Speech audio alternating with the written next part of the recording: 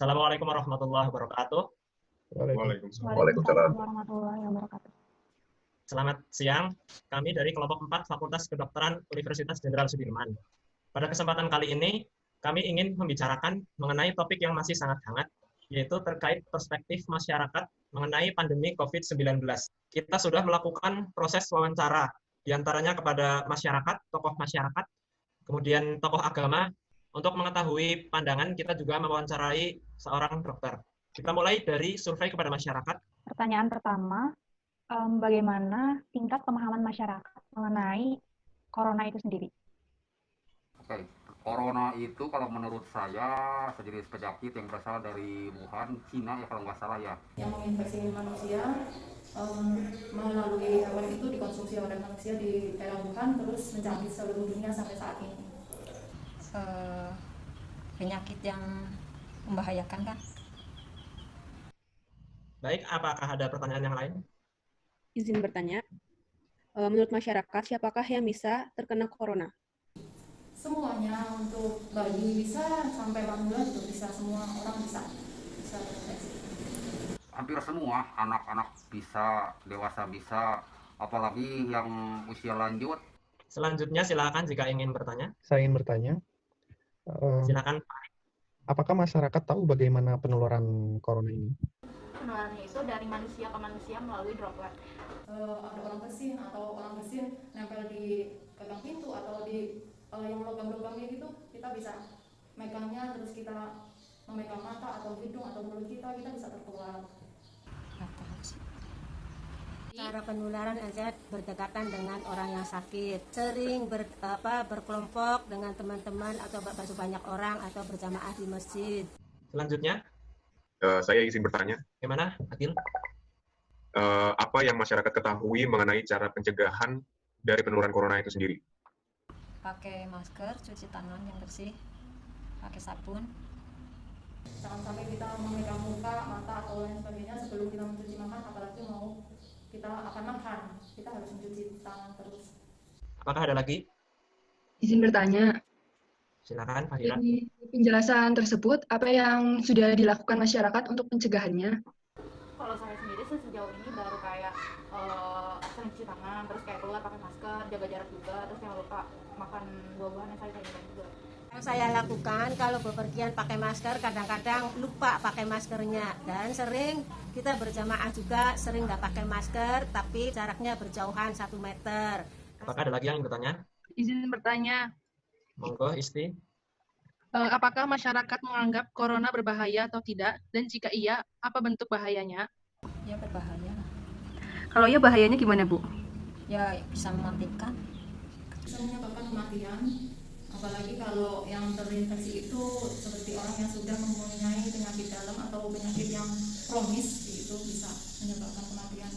Apakah ada lagi yang ingin bertanya?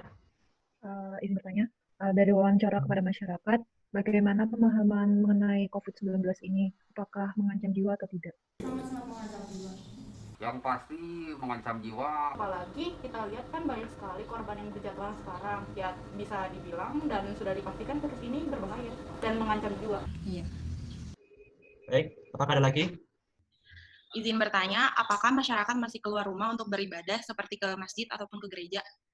Di masjid masih berjamaah, tapi ya jaraknya berjauhan.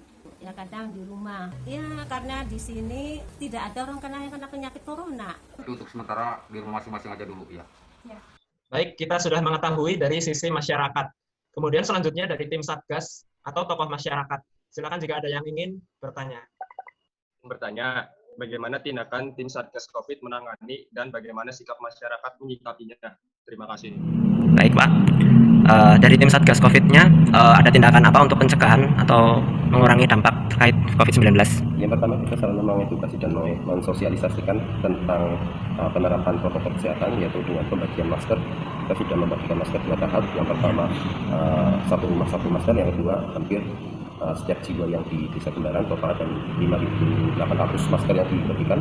Terus setiap malam kita juga ada posko penanganan COVID, itu untuk mengantisipasi pemudik. Terus yang kedua, menginformasikan bagi pemudik untuk mengisolasi atau karantina mandiri selama 14 hari di rumah. Dan jika yang masih mengeyel atau membantu, kita bawa ke Gor Satya. Selanjutnya kita setiap siang di Senin sampai Kamis kita ada operasi masker, yaitu dengan cara kita jalan kaki ke lingkungan warga untuk memberikan pengetahuan tentang masker, penggunaan masker di kehidupan sehari-hari sama aktivitas sehari-hari. Terus di lingkungan perkantoran kita juga ada membiasakan untuk cuci tangan sebelum memasuki area perkantoran. Dan kita sudah melakukan 3 kali penyemprotan di lingkungan dari desa, dan kebanyakan warga juga melakukan penyemprotan di lingkungan secara swadaya. Ya, setelah dilakukan banyak tindakan oleh tim Satgas, bagaimana respon masyarakat dalam menyikapi langkah-langkah tersebut? Untuk respon masyarakat sangat bagus dan sangat antusias, terutama kan mereka juga sangat aware terhadap dirinya sendiri dan keluarganya, terutama yang pemudik atau yang pada pulang kampung. Kebanyakan itu malah justru banyak sekali laporannya dari masyarakat untuk segera laporan ke desa dan cek kesehatan di puskesmas. Monggo jika ada yang bertanya kembali. Saya izin bertanya. Monggo. Apakah pihak Satgas telah menyampaikan anjuran kepada masyarakat selama pandemi ini? Saran saya yang pertama itu menggunakan masker setiap aktivitas di luar rumah. Kedua, sediakan selalu tempat cuci tangan di dekat rumah jika ada tamu yang mau berkunjung atau bertamu, dan selalu menggunakan atau selalu cuci tangan jika kita beraktivitas ataupun selesai beraktivitas, agar kita sehat dan tidak mencemari atau terkena COVID-19. Oke. Kemudian dari tokoh agama, silahkan jika ada yang ingin mengajukan pertanyaan. Bagaimana kondisi masyarakat? Apakah masih banyak yang beribadah ke tempat ibadah, itu seperti ke masjid atau ke gereja? Dan apabila masih banyak, bagaimana cara beribadah selama pandemi ini dari si tempat ibadahnya? Sebagai seorang imam, pemimpin agama, juga saya sedih karena ini juga menyangkut situasi umatku. Selain mereka memang juga tidak tenang, mereka menjadi ragu-ragu, lalu kehidupan mereka juga kemudian menjadi tidak normal lagi. Karena biasa dengan kegiatan yang rutin, yang normal, akhirnya sekarang tinggal di rumah, ya mandek segala-galanya, termasuk ibadat juga mandek. Dan ini yang membuat suasana menjadi tidak enak. Tetapi di lain pihak, saya merasa ada hal yang positif, bahwa mereka dikembalikan ke keluarganya, ya, sehingga mau tidak mau yang menjadi pusat sentral kehidupan seseorang itu dalam keluarga itu kemudian dibangun kembali. Dan saya merasa ini hal yang sangat positif, ya. Hal positif yang lain, bahwa mau tidak mau orang harus memperhatikan kehidupan kesehatannya. Kalau selama ini orang acuh tak acuh dengan kesehatannya, orang kurang memperhatikan kondisi fisiknya, kondisi tubuhnya, dan ini mempengaruhi bagaimana situasi pandemi COVID-19 ini membuat dia memperhatikan sungguh-sungguh kesehatannya. Positif yang ketiga, bahwa orang rindu, ya, rindu dalam relasi dengan Tuhan. Orang rindu karena seperti di gereja Katolik itu ibadat di rumah masing-masing, hanya bisa mengikuti lewat istilahnya misa live streaming. Nah, dengan situasi seperti itu membuat orang yang selama ini acuh tak acuh terhadap agamanya, terhadap relasi dengan Tuhan, itu kemudian punya satu kerinduan yang besar. Dan dengan demikian membuat sungguh-sungguh dia sadar penuh bahwa tanpa Tuhan dia tidak bisa buat apa-apa. Sampai sekarang untuk gereja Katolik itu masih tertutup untuk ke tempat ibadah, tetapi beberapa tempat ibadah yang daerahnya masuk dalam zona hijau itu sudah bisa beribadah kembali. Tetapi untuk beberapa tempat, khususnya di wilayah Jenang, di mana paroki gereja Katolik ini ada, sampai sekarang masih tutup, Pak.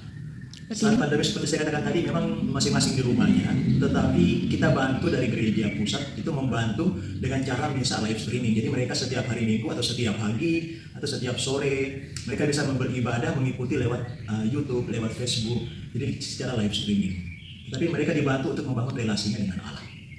Kemudian, apakah di gereja diberlakukan sesuai protokol COVID-19? Akan diberlakukan, karena sampai sekarang itu belum dibuka. Jadi sekarang ini baru penataan tempat, lalu penyedia menyiapkan sarana, misalnya alat cuci tangan, menyediakan sarana untuk mengukur suhu. Dan ini sekarang dalam proses yang dibuat. Jadi kalau seandainya nanti itu mulai dibuka upacara di gereja, kita sudah siap untuk itu. Sekarang baru persiapan. Jadi protokol kesehatan tetap akan kita pakai. Soal jarak, soal masker, soal cuci tangan ketika akan masuk ke gereja, semua itu proses yang akan berlangsung. Oke, setahu saya itu ada pembukaan masjid kemarin, semangat untuk beribadah tetap sama di kalangan masyarakat antara sebelum dan sebenarnya, bahkan karena kemarin baru pertama ada muncul gairah yang akan lebih kuat sedikit dibanding dengan sebelum-sebelumnya, karena ada situasi yang berbeda dalam Islam sendiri. Dalam kaidah fikih ada. Karena adanya perubahan situasi, maka berubah pula tatanan hukumnya, cara beribadahnya, dan lain sebagainya. Sama dengan ini, kalau sholat biasanya kemudian shafnya harus rapat, tetapi karena kondisi pandemi COVID yang seperti ini, maka harus dibuat jarak antara orang yang satu dengan orang yang lain. Ada berjamaah tetap, kan? Kemarin juga. Tapi ini sudah masa era new normal ini. Kalau sebelumnya sih kita sangat-sangat menganjurkan untuk selalu sholat, misalnya kemudian berjamaah, tapi di rumah saja. Iya, karena kita kalau di masjid Al-Bab sini sih karena memang masyarakatnya itu sudah masyarakatnya tertentu dan jumlahnya juga nggak banyak, terus tempatnya sudah hampir pada karantina lah, hampir sama dengan karantina ya, cuma beberapa orang saja.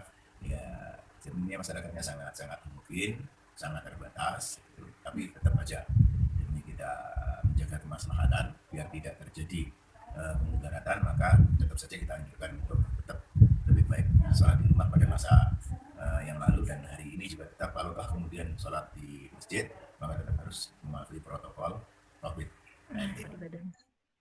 Baik, terima kasih atas pertanyaannya. Kemudian setelah kita melihat dari proses wawancara, bagaimana jika kita melihat persepsi dari ahli medis? Kita sudah mewawancari seorang dokter, dan berikut inilah hasil wawancara kami dengan dokter tersebut. Terlebih dahulu, izinkan saya memperkenalkan diri. Nama saya Dr. Nunik Marlina, dokter umum, berdinas di Puskesmas Karanglewas, Kabupaten Banyumas. Yang saat pandemi ini yang lagi ramai ya, corona. Setahu saya, corona adalah satu penyakit yang disebabkan oleh virus. Virus corona itu sendiri ditemukan tahun 2019, dan untuk gejalanya yang pertama adalah demam, suhu di atas 38 derajat Celcius, terus ada batuk, biasanya batuk kering, ada sakit nelen, sakit tenggorokan, kemudian kadang disertai sesek, dan kadang juga disertai berkurangnya rasa pembawaan di hidung. Kalau sudah parah ya itu jadi sesek atau pneumonia. Penularannya melalui droplet atau cairan yang sudah keluar dari seorang, bisa melalui batuk atau bersin. Terus yang kedua juga bisa melalui kontak erat langsung dengan seorang yang terkena virus tersebut, misalnya dengan berjabat tangan. Terus yang ketiga dengan kontak ke benda-benda yang sudah terkena droplet dari seorang yang terkena virus corona tersebut. Ya. Kalau corona COVID-19 ini bahaya, tentu bahaya namanya penyakit ya, tapi yang jelas itu lebih berbahaya dengan orang-orang yang mempunyai penyakit menaun atau komorbid tertentu. Jadi seorang yang terkena virus COVID-19 ini bisa tanpa gejala, bisa sakit ringan, sakit berat, atau sampai meninggal dunia, itu tergantung dari kondisi seseorang tersebut. Yang lebih rentan itu anak-anak, bayi, anak-anak, balita, dan usia lanjut, terutama yang mempunyai penyakit riwayat menaun atau komorbid seperti kencing manis, sakit jantung, sakit paru, dan sebagainya. Yang dilakukan masyarakat yang jelas menghindari penularan sebisa mungkin, karena itu melalui droplet. Ya saran kami, satu, pakai masker. Mau yang sakit mau yang sehat semuanya pakai masker. Masker itu bisa dari kain, bisa masker bedah atau N95 tergantung kondisi dan situasi. Kalau untuk masyarakat biasanya masker kain itu sudah cukup. Kemudian yang kedua, cuci tangan pakai sabun, air mengalir, atau bawa hand sanitizer. Jadi kalau kita setelah membuka sesuatu, setelah makan, setelah minum, dan lain-lain itu, kita ya cuci tangan pakai sabun mengalir atau pakai hand sanitizer. Yang ketiga, karena kontak erat bisa menular, jadi kita menghindari kontak erat langsung. Misalnya dengan jaga jarak minimal 1 meter, kemudian tidak berkerumun, seperti itu. Baik, untuk kesimpulan dari hasil diskusi kami, masih banyak warga yang tidak mematuhi aturan dari pemerintah, seperti masih banyak warga yang tidak memakai masker ketika beraktivitas di luar rumah, tidak mencuci tangan dengan benar setelah beraktivitas, dan masih suka bergabung dengan kerumunan. Sekian diskusi dari kelompok 4. Semoga bermanfaat diskusi kali ini. Jika terdapat tutur kata yang salah, kami mohon maaf. Wassalamualaikum warahmatullahi wabarakatuh. Waalaikumsalam. Waalaikumsalam warahmatullahi wabarakatuh.